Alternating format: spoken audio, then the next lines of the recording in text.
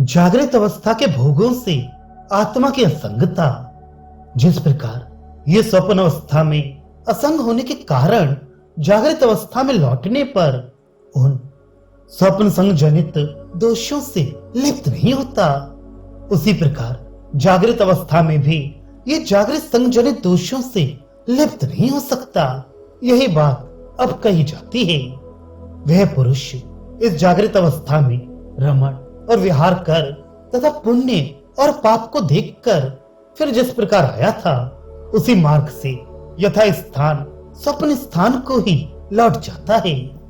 वह पुरुष इस बुद्धांत जागृत स्थान में रमण और विहार कर वह उस जागृत अवस्था में जो कुछ देखता है उससे असंश्लिष्ट रहता है, क्योंकि पुरुष असंग है।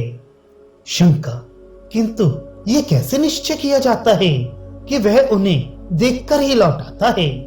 वहां तो वह पुण्य पापों को करता भी है और उनका फल भी देखता है। समाधान, ऐसी बात नहीं है, क्योंकि इसका कर्तृत्व कर्ता कर्म आदि कारकों के अवासक रूप से ही है। यह पुरुष आत्म ज्योति के द्वारा ही रहता है। इत्यादि उक्ति के अनुसार आत्म ज्योति से अवभाषित देह इंद्रिय संघात व्यवहार करता है, उसके कारण उसके कर्तृत्व का आरोप किया जाता है। इसमें स्वतः कर्तृत्व नहीं है।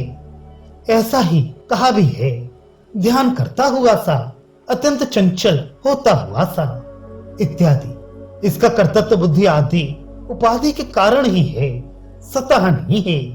यहाँ तो उपाधि की अपेक्षा न रखकर परमार्थ की अपेक्षा से ही ऐसा कहा जाता है कि वह पुण्य पाप को देखकर ही लौट आता है, करके नहीं। इसलिए यहाँ पूर्वापर के व्याघात की आशंका नहीं है, क्योंकि निरुपाधिक होने के कारण वह परमार्थता नहीं करता और ना क्रिया फल से लिप्त ही होता है। ऐसा ही श्री भगवान ने भी कहा है, हे कुंती नंदन, यह अविनाशी परमात्मा अनादि और निर्गुण होने के कारण शरीर में रहते हुए भी न करता है और न लिप्त होता है इत्यादि। तथा सहस्त्र मुद्रा का दान तो काम विवेक प्रदर्शित किए जाने के कारण है। इस प्रकार वह ये पुरुष इस स्वप्न अवस्था में, वह पुरुष इस जागृत अवस्था में इत्यादि इन दो कंडिकाओं द्वारा आत्मा की असंगता का ही प्रतिपादन किया गया है, क्योंकि स्वप्न अवस्था में जाकर सम्यक प्रकार से प्रसाद को प्राप्त हुआ। ये पुरुष जागृत स्थान में किए हुए कर्म से संबद्ध नहीं होता, कारण उस समय इसके चोरी आदि कार्य नहीं देखे जाते। अतः तीनों स्थानों में ये स्वयं असंग ही है, इसलिए अमृत और तीनों स्थानों के धर्मों से विलक्षण है। ये प्रतियोगी यथा स्थान स्वप्रांत यानी संप्रसाद के प्रति ही लौट आता है। दर्शन व्यक्ति स्वप्न का स्वप्न शब्द से उल्लेख देखा गया है, अतः अंत शब्द से उसके विशेषण की उत्पत्ति होती है। एतस्मा अंताय धावती, इस वाक्य से श्रुति सुषुप्त को प्रदर्शित करेगी। और यदि ऐसा कहा जाए कि स्वप्नांते रक्ताचर्यवत्य और एतावंतानु संचरति स्वप्नांत च बुद्धांत च, ऐसा देखे जाने के कारण स्वप्नांत एव इस प्रयोग में भी दर्शन वृत्ति को ही स्वप्न कहा गया है, तो भी कुछ दोष नहीं आता, क्योंकि असंगता की सिद्धि अभीष्ट है और वह सिद्ध हो ही जाती है।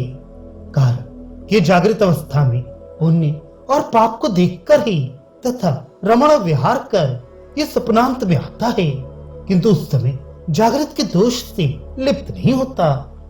इस प्रकार ये पुरुष आत्मा स्वयं ज्योति देह और इंद्रियों से विलक्षण और उनके प्रयोजक काम एवं कर्म से भी विलक्षण है, क्योंकि पुरुष असंग ही है।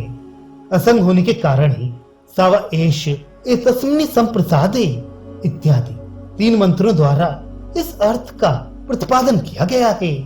इससे आत्मा की असंगता ही सिद्ध होती है। क्यों? क्योंकि वह जागृत से स्वप्न को, स्वप्न से सुषुप्ति को और सुषुप्ति से पुनः स्वप्न को तथा क्रमशः बुद्धांत यानी जागृत को और जागृत से पुनः स्वप्न को।